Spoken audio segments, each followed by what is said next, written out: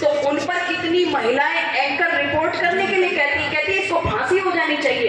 क्यों भाई, जब वो कृष्ण पर लांछन लगाता था तब तुमने फांसी नहीं लगवाई, आज महिलाओं के लिए यदि वो रक्षा की बात करे तो तुम फांसी लगवाते हो।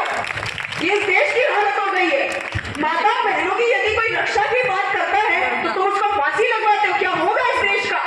मैं निवेदन करना चाहती हूँ, जिस चीज पर, जिस संस्कृति पर गर्व करना चाहिए तो वो आज हमने नहीं किया, उसको छोड़ते जा रहे हैं। और महिलाओं की बात नहीं, मैं पुरुषों से भी कहना चाहती हूँ, जो इस देश का युवा है, आपको दाढ़ी रखने में शर्म नहीं आती लेकिन चोटी रखने में शर्म आती है। आप सीखो उस 13 वर्ष के बालक वीर हकीकत राय से। वो 13 वर्ष का बच्चा क्या कहता है कि गर्दन चली जाए लेकिन चोटी ना जाए। ये संस्कार थे उस 13 वर्ष के बच्चे के। लेकिन हमारी क्या संस्कृति है कि धोती चली जाए लेकिन कटी फटी पैंट न उतर जाए। ये आज हमारी संस्कृति रह गई है। और ये पंक्ति आपके मध्य में रखूंगी कि देखो तो आजकल के बच्चे कमाल के, देखो तो आजकल के बच्चे कमाल के, हंसी आती है इनकी बेढंगी चाल पे, हंसी आती है इनकी बेढंगी चाल पे।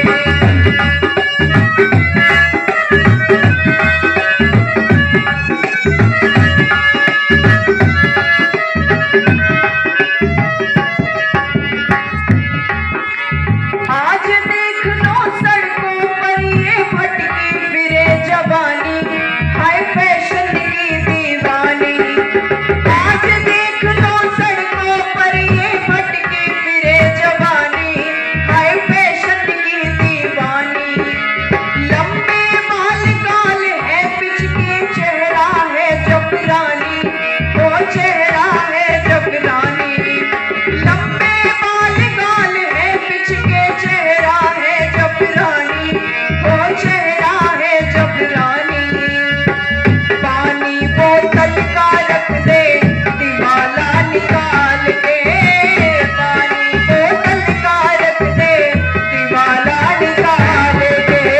देखो तो आजकल के बच्चे कमाल के।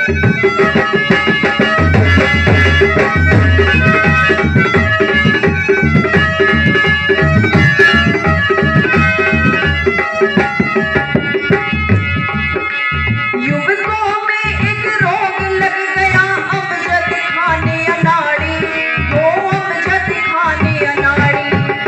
अच्छे अच्छे हिंदू लड़के लगे रोकने दाढ़ी, वो लगे रोकने दाढ़ी। अच्छे अच्छे हिंदू लड़के लगे रोकने दाढ़ी, वो लगे रोकने दाढ़ी। आपको पता है कि स्कूल के अंदर टीचर ने टोक दिया कि ये क्या स्थिति करा रखी है अपनी। एक बार देख तो वही लग रहा है जैसे झांगुर बाबा। तो क्या कहता है कि कटा दे इन बालों को, कि मैडम जी अगली बार कटवाऊंगा, 70 रुपए देकर के कटोरा कट रखवाया है सिर पे। ये स्थिति है कि 100-150 रुपए देकर के ये कट लगवाए हैं दाढ़ी के अंदर। लेकिन निवेदन करूं, क्या कहा, उनको शायद वो अच्छे लगते हो, लेकिन जो सभ्य व्यक्ति उनको देखता है उसके मन में क्या आता है ऐसे को देख करके?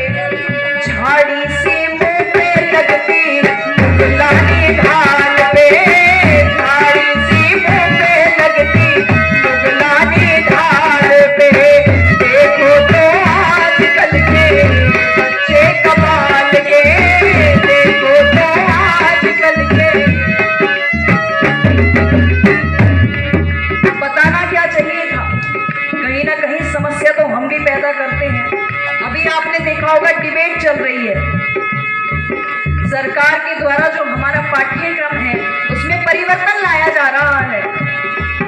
कहा क्या कि आज तक हमको पढ़ाया जा रहा है, जिसने हमें आकर के गुलाम किया उसको हम बाप दादा बनाए बैठे हैं, और जो हमारे पूर्वज हैं जिन्होंने इस राष्ट्र को बचाया उसका कहीं नामो निशान नहीं है। हमारे देश के युवाओं को पढ़ाया जा रहा है। तो मैं वो जब डिबेट देख रही और नीचे लाइव कमेंट्स पढ़ रही थी तो मुझे बड़ा अफसोस हुआ। मेरे देश का युवा तो कांवड़ यात्रा में व्यस्त था, लेकिन उनके देश का युवा कह रहा है कि जिस औरंगजेब को तुम लोग कह रहे हो ना इस पाठ्यक्रम में ना पढ़ाया जाए, वो औरंगजेब हमारा अब्बू लगता है। ये कमेंट्स आ रहे थे कि अकबर के बारे में कुछ बोल मत देना, औरंगजेब के बारे में कुछ बोल मत देना। मुझे अफसोस इस बात का हुआ कि ये खाते इसी देश का है, नमक इस देश का खाते हैं, लेकिन गद्दारी भी इसी के साथ करते हैं। लेकिन मेरे देश का युवा जब इनके पास में जाता है, गुरुकुल से ना पढ़ करके मैंने भी कॉन्वेंट से शिक्षा ली, तो जब मेरे ग्रुप्स में वो लड़कियां आती थी, अभी बहन बता रही थी ना कि वो अपने मजहब की तारीफें करते हैं, तो जब वो लड़कियां आती थी और टीचर्स हिस्ट्री पढ़ा रहा हो और कहा जा रहा है जी अकबर महान, अकबर ने ये कर दिया वो कर दिया, भारत को इतना दिया, फलाना ढिमकाना, हमारे जैसे खड़े हो गए कि अकबर तो महान है, कहीं को महाराणा प्रताप का भी नाम ले लीजिए। तो क्या कहता है वो कि बेटा यही पढ़ाया जाता है और यही पढ़ाया जाएगा। अफसोस होता है उसके पश्चात भी मेरे देश का युवा, हिंदू युवा कहता है क्या बात करते हो, ये भारत धर्मनिरपेक्ष है, तुम स्कूल के अंदर गंदी राजनीति करना चाहते हो, हिंदू मुस्लिम करना चाहते हो। अच्छा तब हिंदू मुस्लिम नहीं होती जब 30,000 लोगों की गर्दन कटवाने वाला व्यक्ति अकबर महान बताया जाता है, जब वो पाठ्यक्रम में पढ़ाया जाता है तब हिंदू मुस्लिम नहीं होती क्या? तब भारत धर्मनिरपेक्ष बन जाता है। जिस औरंगजेब ने हमारे मंदिर मस्जिद तक नहीं छोड़े तो वो महान बन जाता है, तब धर्मनिरपेक्षता नहीं रहती। अरे मेरे देश का युवा पता नहीं किस गर्त में जाता है, इसी को सेक्युलरिज्म सूझता है। जब उनके मजहब की बात आती है तो वो कट्टर बने रहते हैं, लेकिन जब इनकी बात आती है तो ये कहते हैं कि हिंदू मुस्लिम मत करो। तुम इस देश को कहां ले जाना चाह रहे हो कि लोग चांद पर पहुंच गए, तुम अभी हिंदू मुस्लिम पर बने बैठे हो। भाई अपने इतिहास से सीखो। कहा कि जो व्यक्ति इतिहास को भूल जाता है, जो देश अपने इतिहास को भूल जाता है, इतिहास उसको भुलाने में समय नहीं लगाता। और यही भारत के साथ हो रहा है। क्या आवश्यकता पड़ गई भाई परिवर्तित कराने की? मैं कहना चाहती हूँ आज आवश्यकता है तो उस इतिहास को पुनः जागृत करने की कि जलती रही नारियां जौहर में, भेड़िए फिर भी मौन थे। जलती रही नारियां जौहर में, भेड़िए फिर भी मौन थे। और हमें पढ़ाया गया अकबर महान तो महाराणा प्रताप कौन थे? आज मेरे देश के युवा को आवाज लगाने की आवश्यकता है। मैं कहती हूँ मातृशक्ति से कि लौट जाओ अपनी संस्कृति की ओर। आज हम पीर मजारों पर जाते हैं, ये भी तो एक धर्मांतरण का इन्होंने हिस्सा बना लिया। क्या उनको कभी अपने मंदिर में पैर रखते देखा आपने? कभी नहीं आते, लेकिन हम जाते हैं।